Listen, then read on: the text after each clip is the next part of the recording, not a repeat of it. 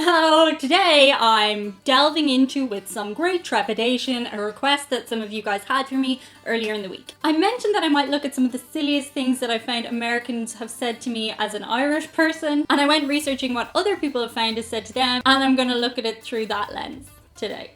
Oh god. I'm a little worried here because sometimes people really can't poke fun at themselves, and that's what this is all about. We're just here to observe the fun cultural differences between people, okay? I mean, honestly, if you can't laugh at yourself in 2020, I don't know how you're getting through the year. Oh, it's been horrible, hasn't it? Here's the thing about stupid questions. Some people say there are no stupid questions. There are some stupid questions, but the reason they're stupid questions is because you don't know the answer yet. And when you do know the answer, well, you know what? You won't be stupid anymore. I have asked some really stupid questions in my time, and I've had a lot of, oh my god, why didn't I know that before just now moments. On this channel alone, I've learned that raisins and grapes are the same thing. Shut up!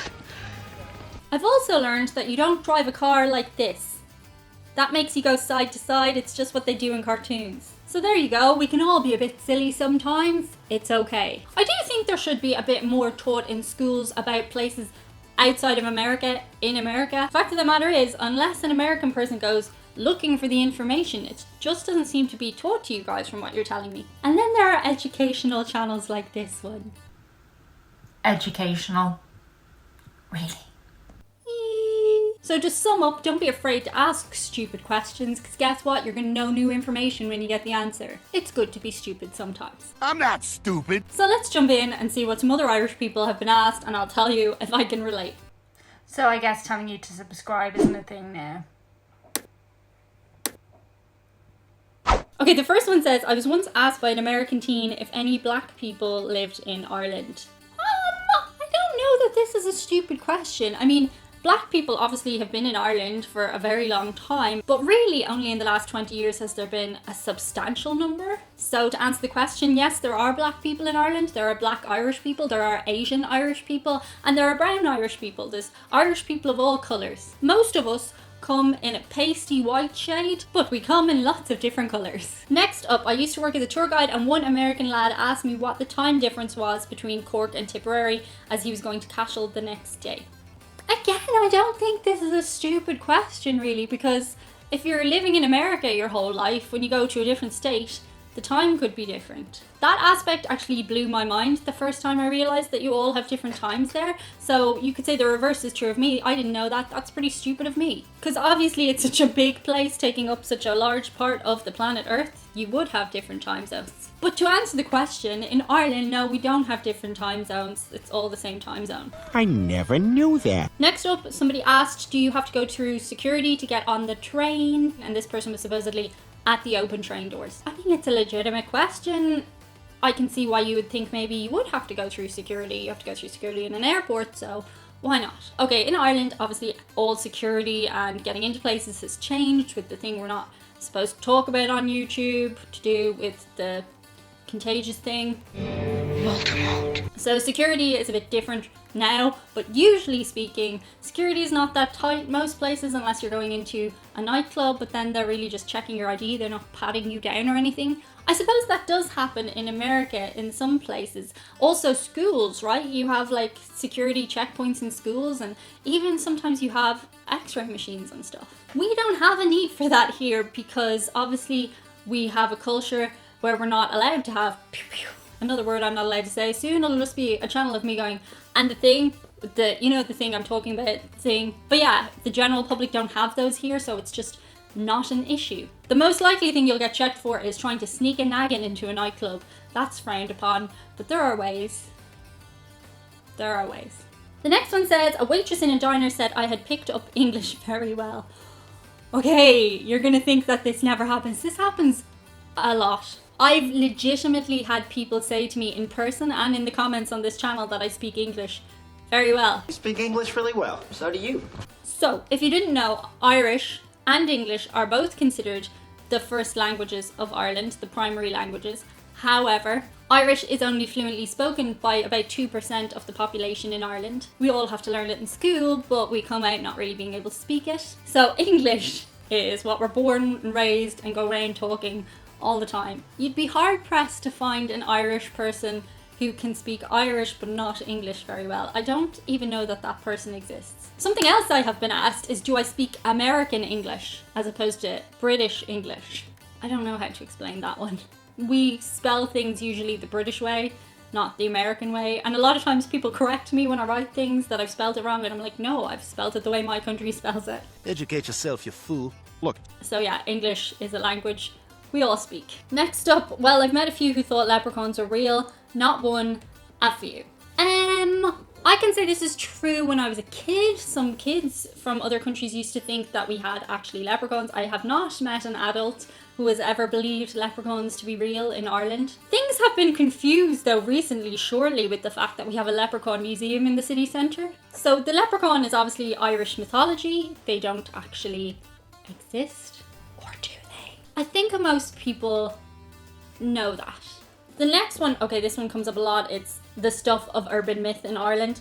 I was up at the top of Bunratty Castle one time. Were you though? Looking out over the river and overheard one asking another, why did they build the castle so close to the highway? Yeah, I've heard this one several times. I can't say I have encountered anybody who has not thought things through to that extent before. However, I can see why you would say something like that just in the heat of the moment, and if I said it, I'd call it a blonde moment. And anyone can have a blonde moment. A blonde moment is when you say something and if you thought it through, you'd know the answer. But yeah, it's a blonde moment. Anyone can have them. You can be bald, you can have them. Blonde moments. Your brain just spazzes out. The next one says, when I was 12, I was in Portugal on a family holiday and made friends with an American girl the same age. After a few days, her mum sat beside me looking really concerned and told me she thought I was very brave. I hadn't a bog of what she was going on about, and then she asked me if I had to go out into the streets every day to fight. No joke. I mean, it was a reality for people at one time in Ireland. That one I'd chalk up to a little bit of ignorance, not knowing that the peace process happened and is ongoing. There is, however, the ongoing threat in the air that one day the peace could be shattered and the two parts of Ireland will be at war again. And I sure hope that never happens. But no, I never had to go fighting as a child, or indeed I was not drafted into the army as an adult. Nobody wants that. Nobody wants that. I would be a terrible soldier. I'd have to be the administration person. I'd be just like, type, type, type, in a muddy field. Oh no, I'm doing my typing. That'd be me. Yes, Sergeant, I can make you a YouTube video. The next one, do you guys have iPhones? Is that a serious question? I haven't had that exact one, but I've definitely been asked about technology in Ireland before. Yes, we are a first world country, actually. Very, very modern. We have some great tax breaks for those big companies. So we have Facebook, Google, all of them here. I think we're getting a TikTok building. Oh, controversial right now. But yeah, we have fridges too. They're not as good as your fridges though. As somebody recently pointed out to me on Patreon though, they make things cold the same way, so yeah. They don't make ice though. You have to buy the American style fridges to get ice. Otherwise you just put them in the little cube trays and Bob's your uncle. A few hours later you have ice. Bob's not my uncle, in case you're wondering. And the final question, this person says, in Las Vegas, her husband was talking to a waiter while ordering. The waiter picked up on her husband's accent and asked, "Are you German?" The husband replied, "No, actually, I'm Irish." The waiter responded, "Oh, I should have known. You're wearing a green shirt."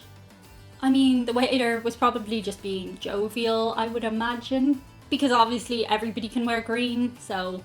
Here's an interesting thing though. I think I might have a superpower. I can spot an Irish person a million miles away. Like accurate, actual fact. I can spot an Irish person in a crowd. A person who was raised in Ireland, I can find them. It's an actual thing. Test me. I don't know how you would perform that test, but you could. Anyway, that's it for today. Let me know any stupid questions you've received. Indeed, wherever you are in the world, I'd be interested to hear them. There are stupid questions, and you'll be informed after you ask them. So do. Chewy has become quite partial to doing the shout-out, so over to him.